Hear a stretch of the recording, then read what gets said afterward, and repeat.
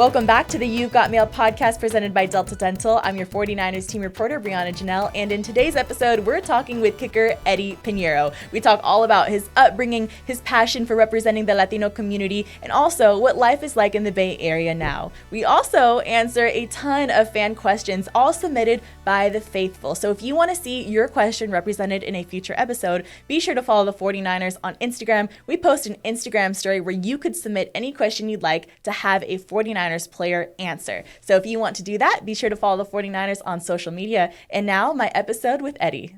I'm sitting with Eddy Piñeiro. Eddy, you've been on a roll. You've been perfect on your first 15 field goal attempts, tying a 49ers record. How does it feel just to come into a new team and make that immediate kind of impact? It feels great just being a part of the team. It's been awesome.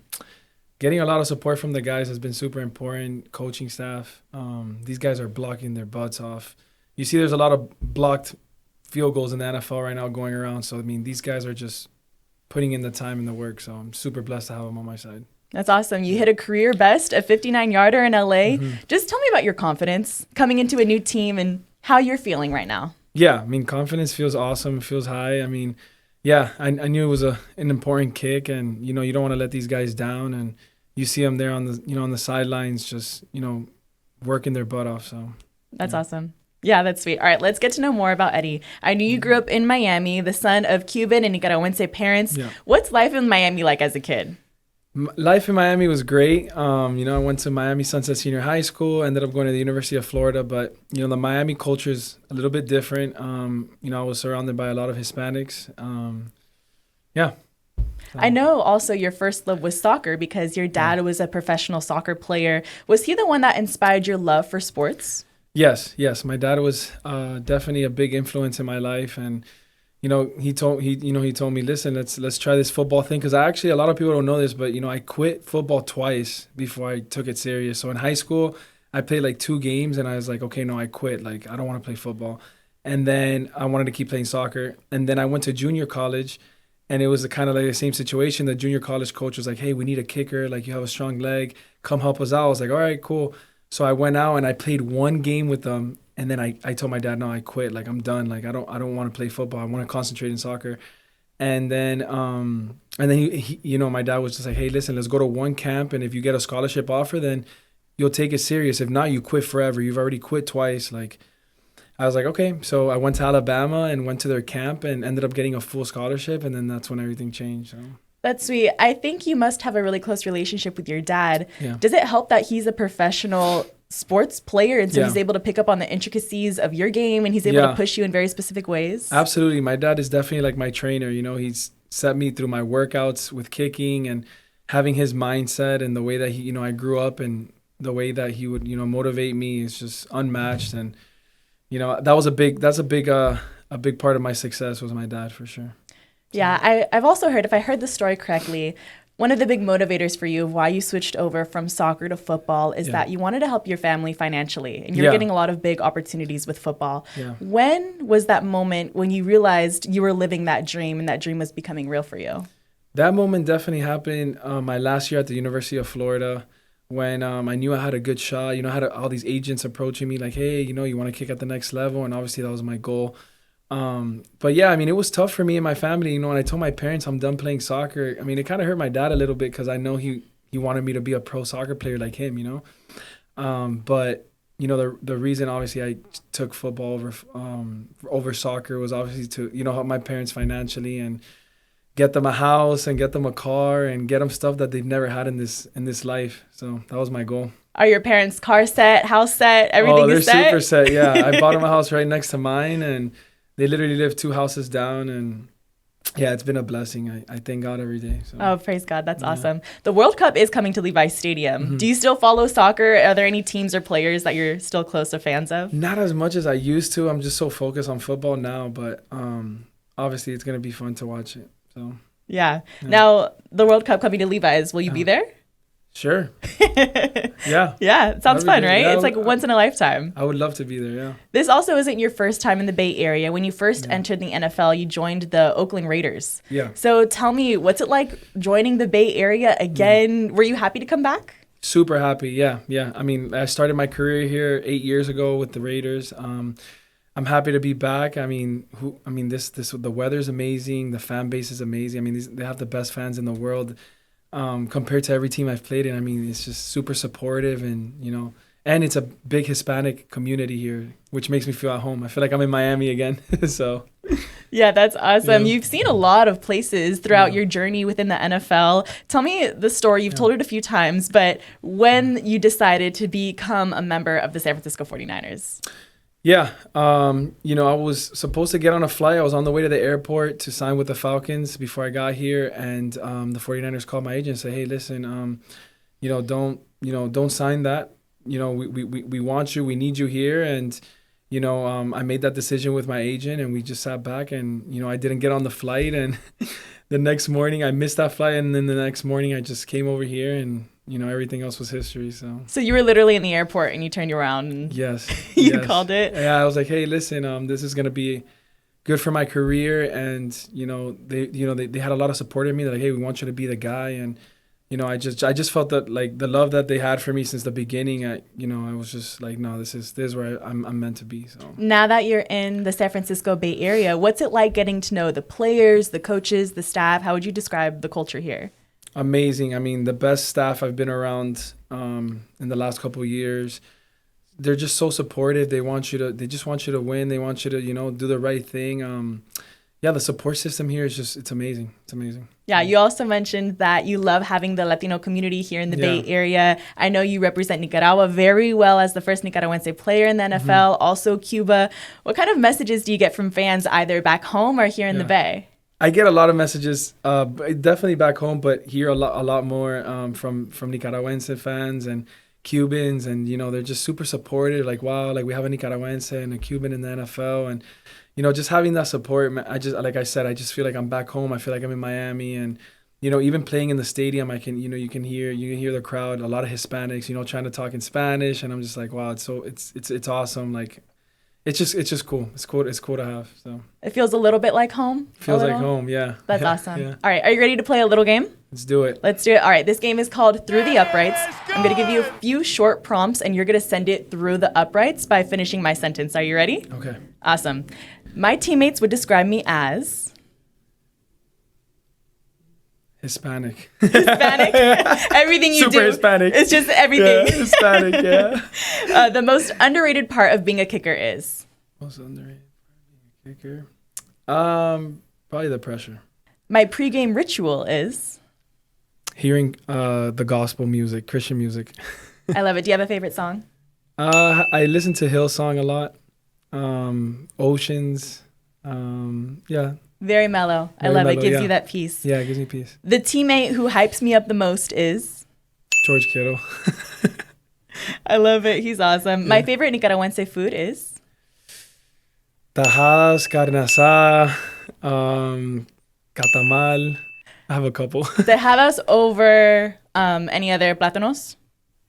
You like tajadas? Yes, I like tajadas the most. I love it. Yeah. My favorite Cuban food is? Cuban food? Wow, it's a good one. There's so many good. Probably like I don't know, like frijoles. Carne asada is good too, but Nicaraguenses, they do it good as well. They're both really good.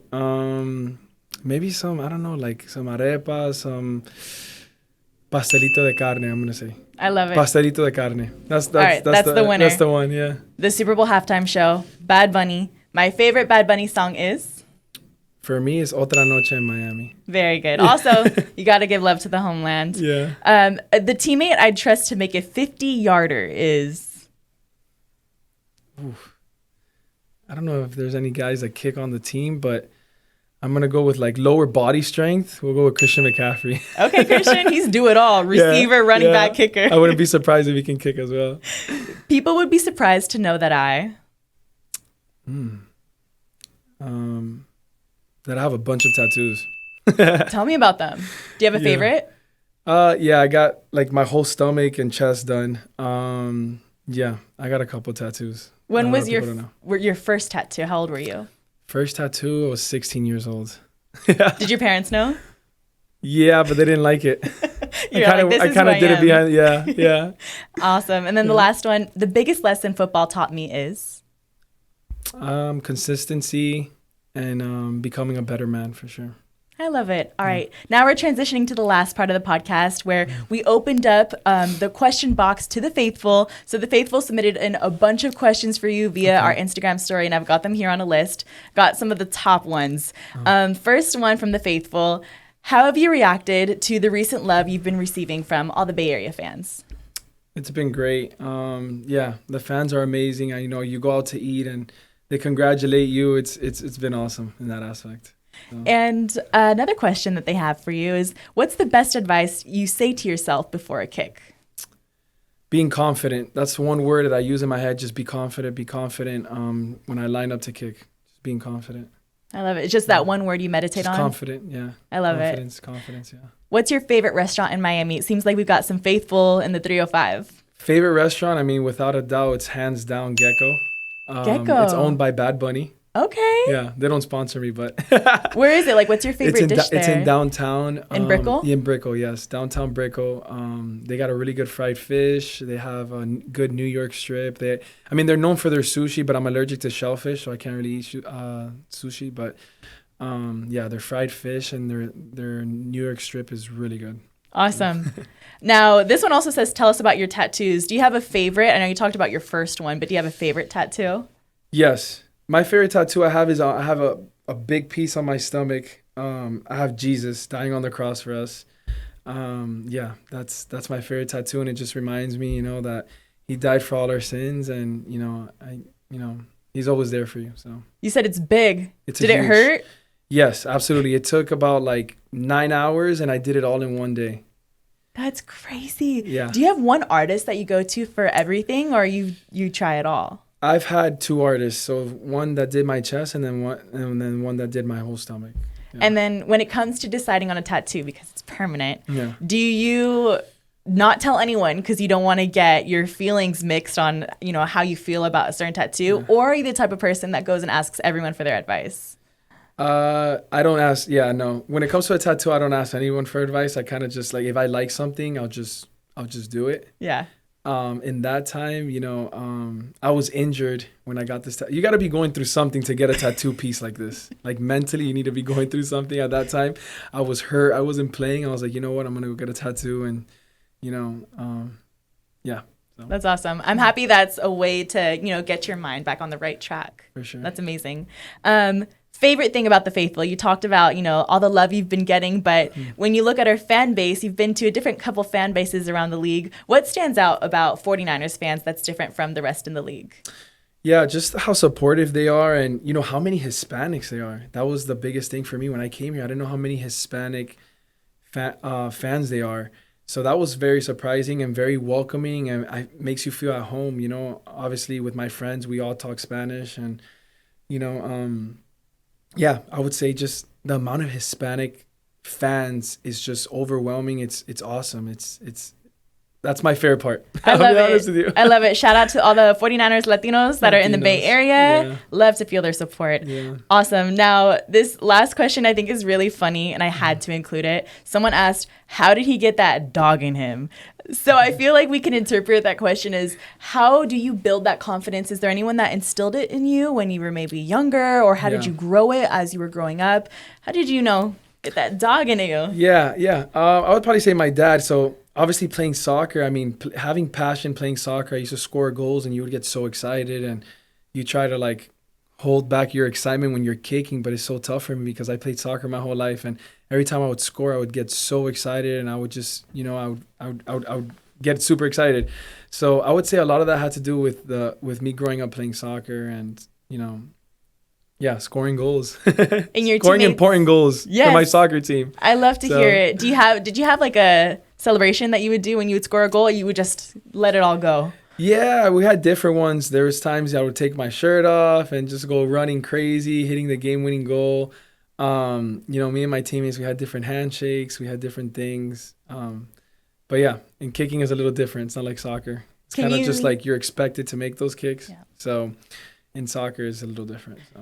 Do you still feel, though, that like celebratory feeling with your teammates here on the Niners? Are you able to, tap into that when you're here and you are able to celebrate a game-winning field goal like you did against Arizona? Yeah. I try to. Yeah, definitely. I'm human. I'm not a robot. I feel these things. It's not, people ask me all the time, like, oh, do you get nervous when you kick? Absolutely. I mean, whoever says they don't get nervous when they kick, it's a lie. We're human. We have feelings. We want to do good. It's not like we want to do bad, But I think it is important, celebrating with your teammates and kind of just giving them confidence. And, sometimes, when the offense isn't doing well or their defense isn't doing well, and you can go out there and put some points on the board and kind of just get the team going. I think it's important. So. Awesome. Well, Eddy, that's all I have for you on today's podcast. Thank you so much for joining us today. Thank you for having me.